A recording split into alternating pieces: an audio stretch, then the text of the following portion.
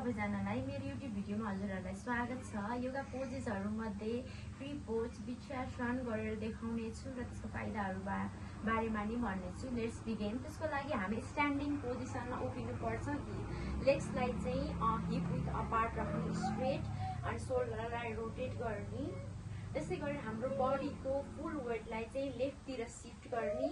त्यसको लागि हामीले लेफ्ट लेगलाई चाहिँ टोजहरूलाई चाहिँ फर्मली म्याटमा राख्नुपर्ने हुन्छ। राइटलाई चाहिँ नियर टु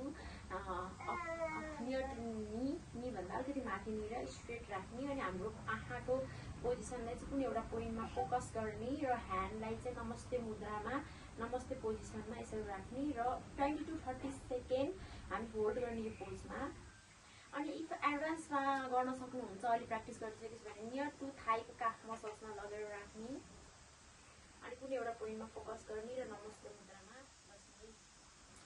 इफ के गरेर हामी लड्यौँ यताउता हुनसक्छ होइन, त्यस्तो भयो भने चाहिँ हामी स्माइल गरेर फेरि स्टार्ट गर्नुपर्ने हुन्छ। केही पोज गर्नु नै ठुलो कुरा हो, त्यस्तोमा केही अप्ठ्यारो मान्नु पर्दैन। हामीले प्र्याक्टिस गर्दै गएपछि राम्रो इम्प्रुभमेन्ट हुँदै जान्छ ब्यालेन्सिङको लागि। त्यो बेस्ट चाहिँ ब्यालेन्सिङको लागि हो। अनि हाम्रो वेटलाई चाहिँ अब फेरि राइटतिर सिफ्ट गर्ने। अनि हाम्रो लेग्सलाई चाहिँ नियर टु अप्पर भन्दा अलिकति माथिनिर राख्ने। अनि कुनै एउटा पोइन्टमा फोकस गर्ने र नमस्ते मुद्रामा जाने। अनि एडभान्स गर्न सक्नुहुन्छ near to thigh calf muscles and fully open हुन दिने थाईलाई, नमस्ते मुद्रा। अनि ब्याकलाई स्ट्रेट गरेर राख्ने। अनि लेग्सलाई फर्मली ग्राउन्डमा राखेन भने चाहिँ हामी लड्न नक्ला जस्तो हुन्छ।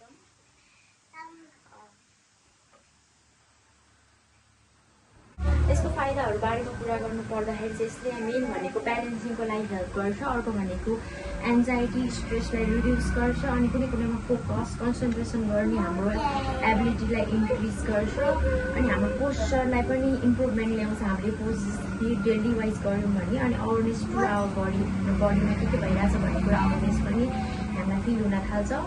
अनि त्यस्तै सँगै हामीले ब्रिथ आउटको पनि सँगसँगै सिङ गर्नुपर्छ योगा पोजसँगै।